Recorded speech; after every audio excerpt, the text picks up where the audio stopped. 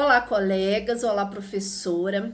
A nossa equipe ficou responsável por falar sobre difusão e movimento browniano. A equipe é composta por mim, Carla, pela Pândela e pelo Sérgio. E eu vou falar um pouquinho da parte introdutória, né, sobre difusão e movimento browniano. O Serginho vai apresentar para a gente uma atividade prática e a Pândela ficará com as considerações finais. Difusão, a gente entende que é o movimento de partículas do meio hipertônico, onde estão mais concentradas, para o meio hipotônico, né, onde estão em menor concentração. E a difusão, ela está associada ao movimento browniano, porque o movimento browniano, ele consiste no movimento de uma partícula dentro de um fluido. Esse fluido, ele pode ser um líquido, né, como a água, ou um gás. E essa partícula, ela precisa possuir um tamanho significativamente grande para ser vista ao microscópio e uma massa significativamente pequena para que ela sinta as colisões com as moléculas do fluido. Então, ao se colidir com as moléculas do fluido, essa partícula ela precisa alterar o seu movimento, ela precisa alterar seu estado de movimento. Esse movimento browniano, ele foi descrito inicialmente por Robert Brown em 1827 e ele observou grãos de pólen numa superfície de água ao microscópio e viu que esses grãos de pólen se movimentavam de modo desordenado, aleatório, e ele ficou curioso com aquela movimentação e chegou a levantar a hipótese de que esses grãos de pólen eram vivos, que possuíam movimento próprio, porque são derivados de plantas e plantas são vivas.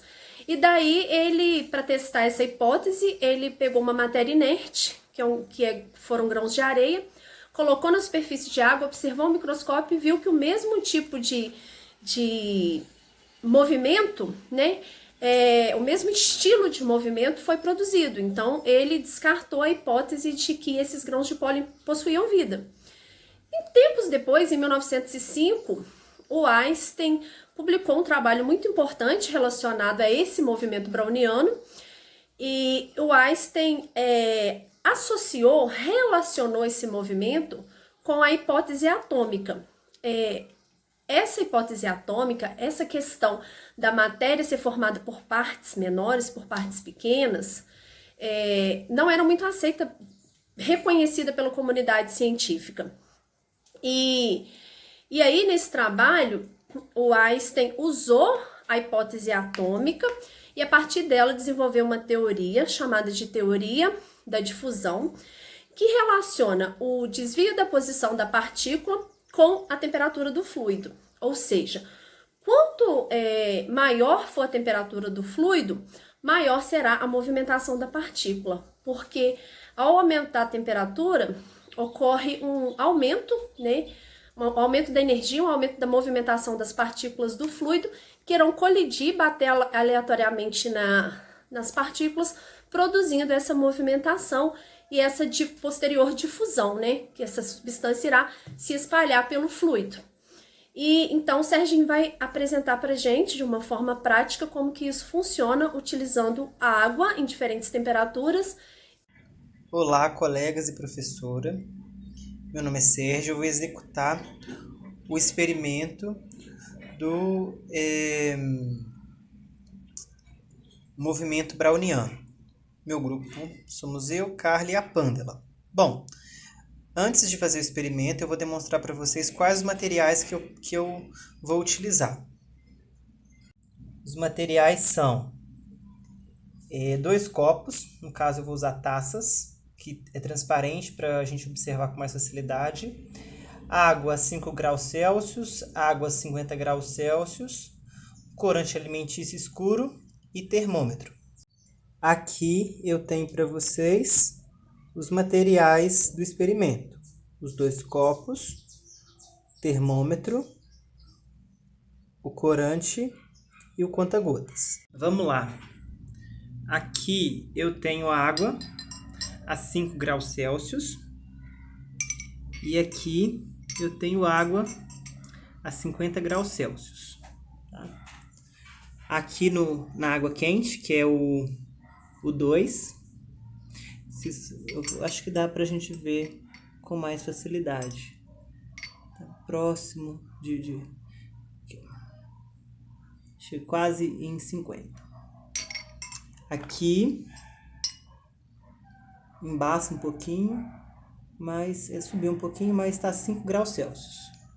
Bom, agora eu vou pingar a solução de corante.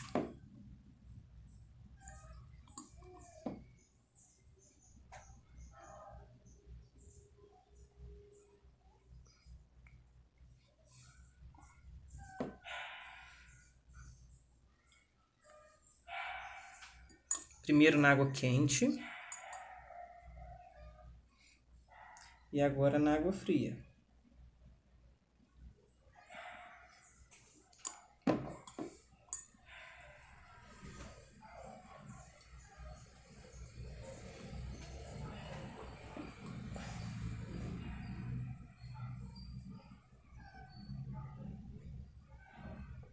Pronto, agora eu vou aguardar cerca de 5 minutos para observar a diluição do corante.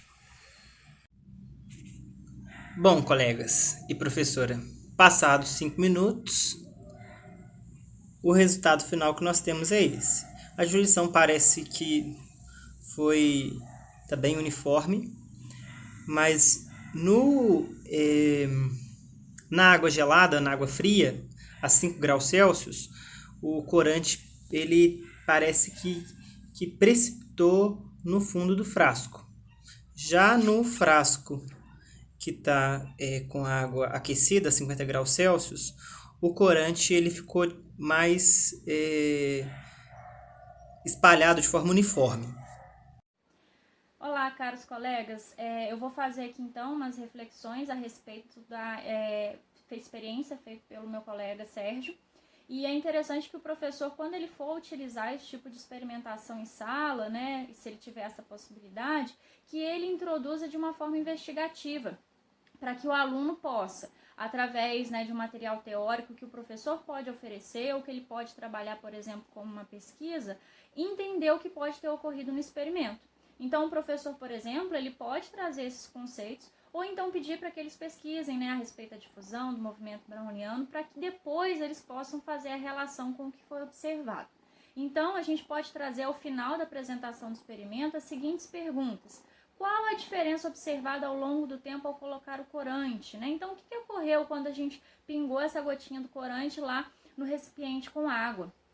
Número 2, em qual copo o corante, né, se difundiu primeiro? E explique qual o motivo dessa observação, né? Justamente porque ele vai ter que fazer uma relação sobre a questão da temperatura, ou até mesmo o professor pode instigar isso, né, como forma de mediação. O importante é que o aluno se sinta como protagonista nesse processo.